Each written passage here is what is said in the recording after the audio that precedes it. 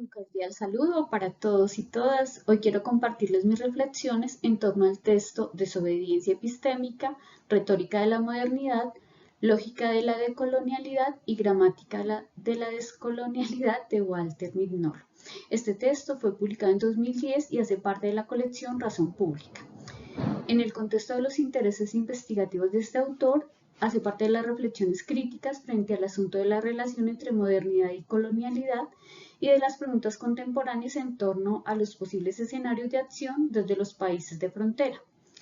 Es un texto que recoge parte de la obra previa del autor. En este sentido, introduce aspectos de orden metodológico que son desarrollados con mayor detalle en obras posteriores.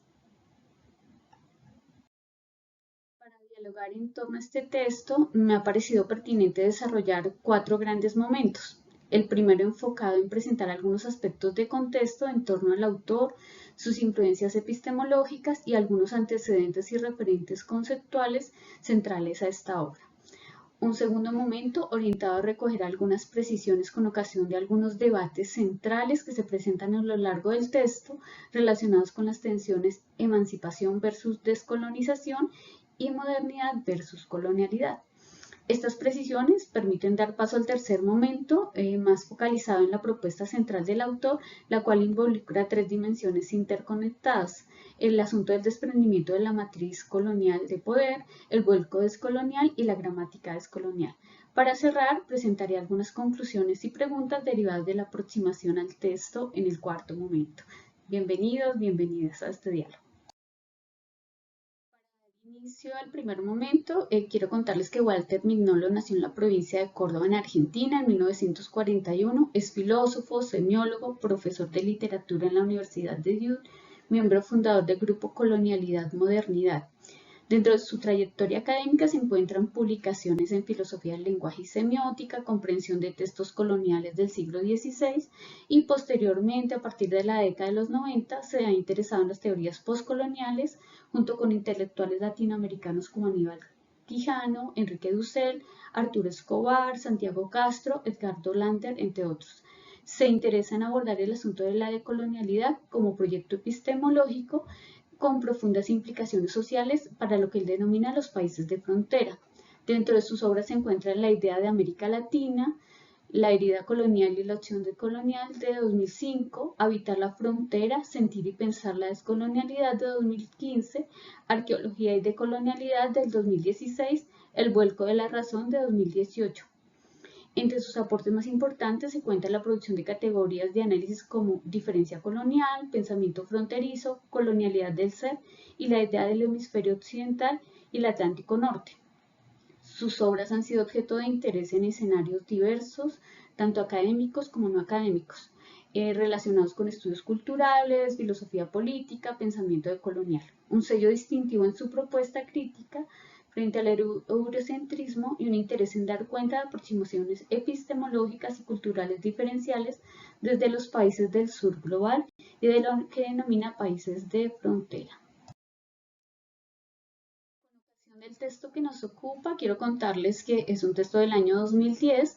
En este el autor presenta una crítica profunda a la modernidad como proyecto hegemónico, dando cuenta de su relación inseparable con el asunto de la colonialidad, lo cual ha implicado, de acuerdo a su postura, varios tipos de control del saber y de otras dimensiones de la vida social y cultural lideradas desde el occidente hegemónico, entendido como las potencias de turno del primer mundo, lo cual ha tenido implicaciones profundas en los países de frontera, entendidos estos como los países latinoamericanos, los países del sur global y los de la periferia global.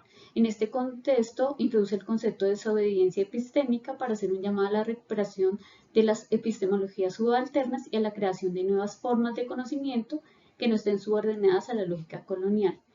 A través de todo el texto, el autor establece un diálogo nutrido con autores predecesores de la colonialidad, tanto contemporáneos como clásicos.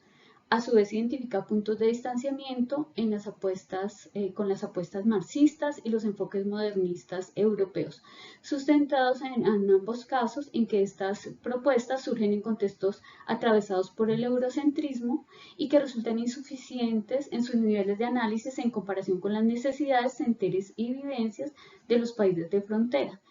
En este sentido, el argumento central es la descolonización del saber y del ser. El libro está dividido en 4 grandes capítulos, los cuales estamos viendo en este momento en la diapositiva.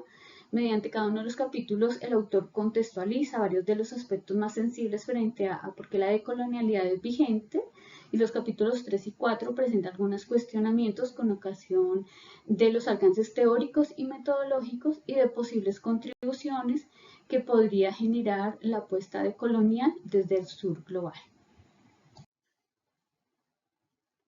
Dentro de las influencias centrales para la propuesta de este autor se encuentra la teoría de la dependencia propuesta por Aníbal Quijano en los años 70. Esta teoría surge como respuesta a la situación de estancamiento socioeconómico latinoamericano en el siglo XX y como una respuesta a la teoría de la industrialización de la Comisión Económica para América Latina y el Caribe, CEPAL, y a la teoría del desarrollo liberal acogida por el Fondo Monetario Internacional y el Banco Mundial. La tesis central de esta teoría es que la economía mundial posee un diseño desigual y perjudicial para los países denominados en su momento no desarrollados, a los que se les ha asignado un rol de subordinación de producción de materias primas con bajo valor agregado, mientras que las decisiones fundamentales y los mayores beneficios se realizan en los países denominados desarrollados o del primer mundo, a los que se les ha asignado la producción industrial de algo de alto valor agregado. Respecto a la teoría de la dependencia, quiero contarles que esta comparte 4 supuestos o premisas básicas que estamos viendo en esta diapositiva. El primero da cuenta de la existencia de relaciones desiguales de poder, en donde la subordinación no solo está en la dimensión económica, sino también en el plano político y cultural. Esto determina las relaciones comerciales y el desarrollo ampliado de la dependencia. Un siguiente aspecto hace referencia a cómo las naciones pobres del sur proveen a las naciones ricas de sus recursos naturales, de su mano de obra barata en general, y se convierten en receptoras de tecnologías obsoletas. Esta dinámica hace que las naciones ricas mantengan los niveles de vida a los que están acostumbrados, mientras que las naciones con condiciones de vida pobres no mejoran sus condiciones. El tercer aspecto tiene que ver con un interés de las naciones ricas en perpetuar, en mantener el estado de dependencia de las naciones pobres, dados los beneficios que obtienen, los cuales no se limitan a lo económico, sino que involucran también aspectos de tipo político, educativo, cultural, casi que cualquier aspecto de la vida social, tendiente a controlar un poco el desarrollo económico. El cuarto elemento da cuenta de cómo las naciones ricas buscan eliminar como cualquier intento de superar las dependencias y de limitar las influencias. Para esto implica en diversas estrategias que van desde sanciones económicas hasta acciones de orden militar. Un siguiente elemento, una variante de la teoría de la dependencia, da cuenta de cómo las élites latinoamericanas de alguna manera han incidido en que estas condiciones se mantengan, con variantes por regiones, pero que no contribuyen a la superación de las condiciones de desigualdad. Otra influencia que se identifica en la obra del autor tiene que ver con la propuesta de la filosofía de la liberación de Enrique Dussel. Contarles que esta corriente de pensamiento adopta una postura crítica con relación a la filosofía occidental, por considerarla eurocéntrica y porque no da cuenta de la situación de los oprimidos y las periferias. Para esto, esta filosofía elabora un método que pretende involucrar tanto lo universal como lo particular en los procesos de aproximación al conocimiento. Este método, denominado por Dussel analéctica, es una forma de filosofía que busca abrir un espacio al reconocimiento y valoración de la diversidad epistemológica, superando las lógicas coloniales y hegemónicas de la modernidad, dando lugar a los saberes y sentires situados en los contextos. Las influencias centrales se encuentran también las conversaciones y discusiones del grupo Modernidad y Colonialidad entre los años 1988 y 2004. El texto realmente recoge parte de las respuestas a preguntas formuladas desde este colectivo y gran parte de su presentación gira en torno a 2 aspectos centrales originados en él. Los conceptos de matriz colonial de poder, que estamos viendo aquí en la diapositiva, y los pilares de la colonialidad del poder, que veremos en la siguiente diapositiva. Con relación a la matriz colonial de poder, contarles que hace referencia a una serie de niveles interconectados de formas complejas que dan cuenta de diversas formas de control de la vida social, económica y cultural y que, de acuerdo con el autor, garantizan el mantenimiento de procesos de subordinación en los países de frontera, que tienen como aspecto común la subordinación epistémica. Dentro de estos niveles, como lo vemos aquí en la imagen, se encuentran el control de la economía, el control de la autoridad, el control de la naturaleza y de los recursos naturales, y el control del género y la sexualidad, y por último el control de la subjetividad y del conocimiento. Adelantándome un poco a lo que viene, la propuesta del autor pretende dar respuesta a varias de estas formas de control desde una propuesta metodológica.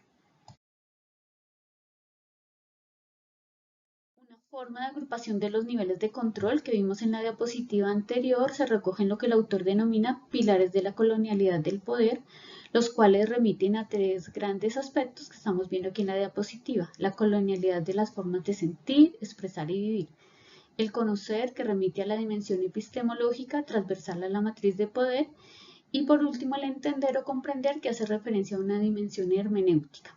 Teniendo en cuenta estos pilares, el autor señala textualmente que el control de la economía y de la autoridad, relacionado con las teorías políticas y económicas, depende de las bases en las que se siente el conocer, el comprender y el sentir. Un primer aspecto para la acción que desarrolla el autor en el capítulo 1 tiene que ver con lo que él denomina el desmantelamiento de la matriz colonial de poder para dar cuenta de la necesidad de concientización frente a las interacciones de estos pilares y a las implicaciones que estos tienen para las autonomías de los países de la frontera.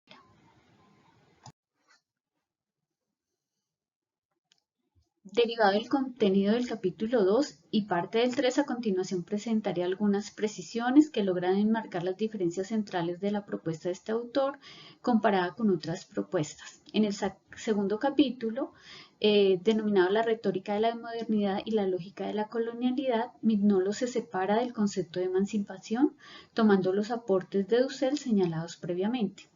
Esto por considerar que el concepto de emancipación pertenece a la Ilustración europea, mientras que la idea de liberación implica un proceso de decolonización política y económica y epistemológica.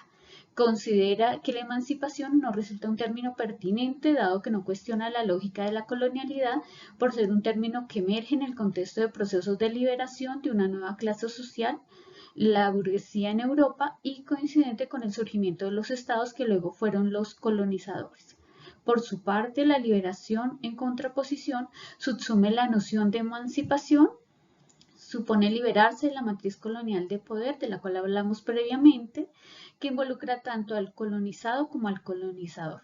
La liberación y la descolonización serían proyectos conceptuales y epistémicos que contribuyen al desprendimiento de la matriz colonial de poder y permiten capturar las particularidades y necesidades de los grupos étnicos que han sufrido los procesos de colonialidad.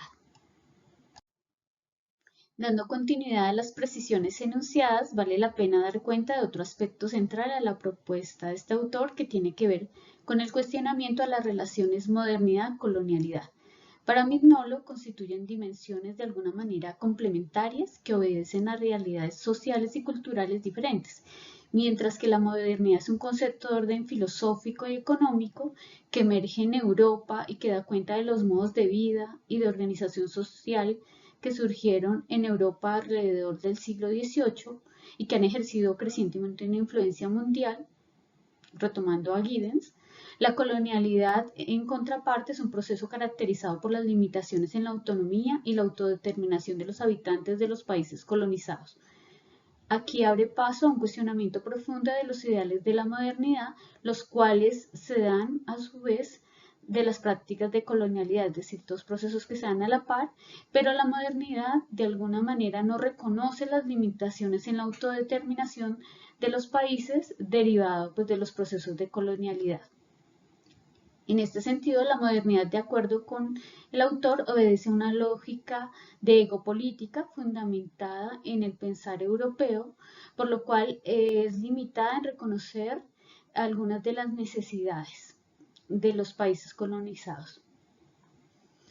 Esta diferenciación le lleva a argumentar entonces la necesidad de un proyecto original para todos los pueblos que no logran pertenecer al estatus del primer mundo o tener la categoría de países desarrollados. Algunos elementos que de acuerdo con su postura podrían aportar los países que tienen esta segunda categoría sería el asunto de la geo y corpopolítica del conocer del sujeto colonial en iguales condiciones que el sujeto imperial, partiendo de la subjetividad de los afectos, teniendo en cuenta procesos de concientización que implica una conciencia situada del conocimiento, que se deriva de la vivencia de la diferencia y del estar fuera de los ideales de la modernidad, pero que tiene grandes potencialidades, dando cuenta de otros saberes y formas posibles de ser a nivel social, económico, político y cultural.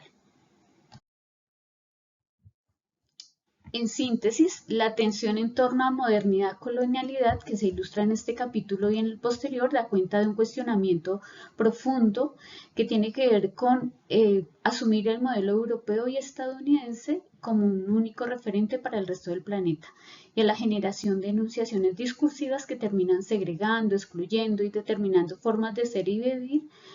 Algunos ejemplos de esto son los discursos frente al asunto del subdesarrollo, a los orientalismos, a la hispanidad, a lo africano, visto desde el primer mundo y acomodado a intereses sociales y culturales específicos.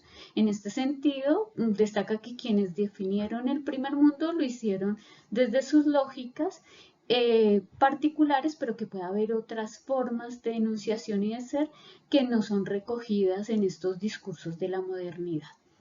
Esto abre paso entonces para generar la pregunta en torno a si es posible la modernidad o las modernidades o qué seguiría en términos de el contexto contemporáneo. Con esto entonces el capítulo 3 y 4 como que dan cuenta de la respuesta a esta pregunta. ¿Hay alguna alternativa a la modernidad? En un primer momento el autor destaca que no sería posible si se mantienen estas posturas focalizadas desde lo que ha denominado los países del primer mundo, y en contraposición señala que hay algunas posibilidades para hablar de procesos paralelos a la modernidad que surgen de los países de la frontera y que permitirían subsanar, superar algunas de las limitantes del proyecto moderno. En el tercer capítulo, llamado La colonialidad, el lado oscuro de la modernidad, Vignolo retoma una serie de argumentos para fortalecer sus cuestionamientos con ocasión de la modernidad. En este escenario recoge también aspectos enunciados previamente en torno a la matriz colonial de poder. Parte del supuesto de que modernidad y colonialidad inevitablemente están interconectados como si fuesen dos caras de una misma moneda. Teniendo en cuenta esto, postula entonces que es imposible pensar en alternativas a la modernidad a partir de la teopolítica y egopolítica, ya que son formas conceptuales generadas al interior de la modernidad. Es importante señalar que aquí la modernidad no es entendida exclusivamente como una época histórica, sino que también es definida como una idea construida en el marco de un proceso de globalización, a la par de un modelo económico que termina siendo el modelo capitalista hegemónico. No obstante este panorama, el autor señala que el desprendimiento descolonial sería una opción válida para pensar alternativas a la modernidad. Este se debe construir en función de la problematización y la decolonización del ser, del saber y el sentir, es decir, en torno a la problematización de los pilares que sustentan la colonialidad del poder.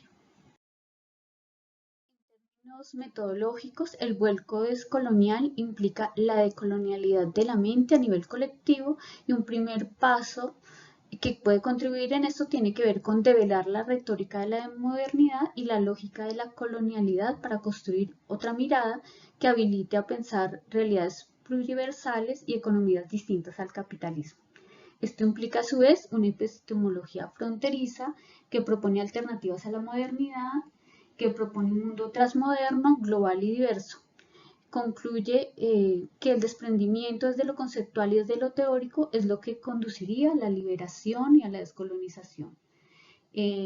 Por su parte, las reformas que permanecen, que surgen dentro de la matriz colonial de poder, de acuerdo con el autor, serían parte de proyectos de emancipación, pero que no estarían enmarcados en el vuelco decolonial. Hace un llamado también en línea con otros autores latinoamericanos a dar un posicionamiento global con ocasión de los saberes, las formas de pensar y los aprendizajes. La propuesta de Ansaldúa no queremos que nos ayuden, sino que se una a nuestro liderazgo, recoge gran parte del sentir, no solo del autor, sino de otros autores latinoamericanos, africanos y algunos árabes que han venido reflexionando frente a formas alternas a la modernidad. Este capítulo entonces como que introduce esas rutas de posibilidad frente a formas alternas desde los países que están en la frontera.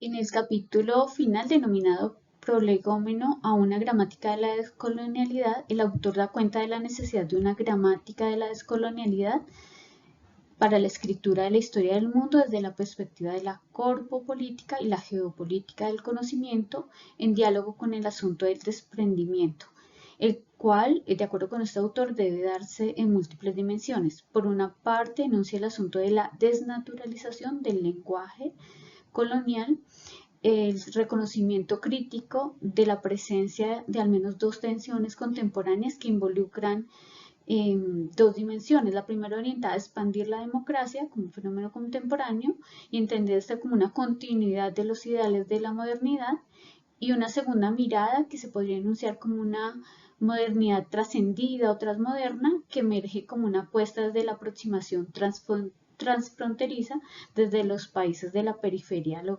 global. Dentro de esta gramática, de esta propuesta, un primer paso que enuncia el autor sería el asunto de aprender a desaprender para poder así reaprender. Esta expresión la toma de una expresión de la Universidad Intercultural de los Pueblos Indígenas del Ecuador. En este sentido, se distancia de otros pensadores estructuralistas, postestructuralistas y posmodernistas para explicar por qué cuando la teoría crítica es teoría crítica descolonial, deviene en pensamiento crítico de frontera. El vuelco descolonial para Mignolo pertenece a otro espacio posible para dar cuenta de esto que él denomina gramática descolonial.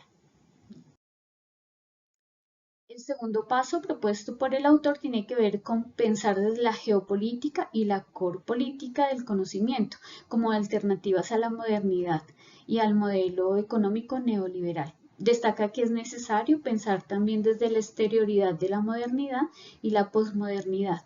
En este sentido sería necesario evitar la frontera, que es de donde yacen otros lenguajes, otras memorias, otras subjetividades, otros conocimientos y otras creencias que serían una posibilidad. Da cuenta de que esto implica entonces unas nuevas formas de lenguaje, de memoria, unas aproximaciones en teoría política y económica desde el lugar de la pluriversalidad de cada historia local. Esto implica a su vez conectar la experiencia común con las formas de conocer.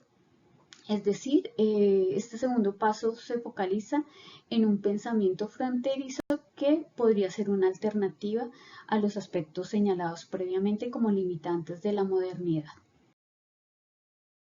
A modo de conclusión, cabe señalar que el texto en su conjunto recoge una propuesta que se propone como una alternativa posible para los países de frontera e introduce tanto referentes conceptuales como una apuesta metodológica que amerita ser profundizada y que da cuenta de unas potencialidades en función de la construcción de saberes desde lógicas no hegemónicas.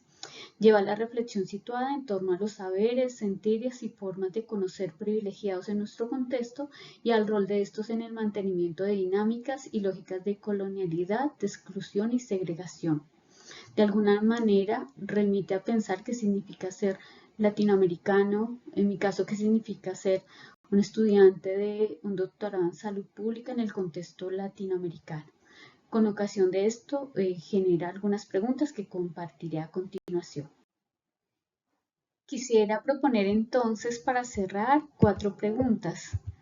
Las dos primeras cercanas a los intereses propios del seminario y las siguientes un poco más globales para nuestro contexto. La primera es qué implicaciones teóricas, metodológicas y aplicadas puede traer el giro decolonial en el ámbito de la salud pública. La segunda, qué cercanías y qué distancias se pueden identificar entre los aspectos propuestos por esta corriente de pensamiento y los propuestos por la medicina social y los feminismos latinoamericanos. La tercera, cómo llevar la decolonialidad del saber a los escenarios de formación académica.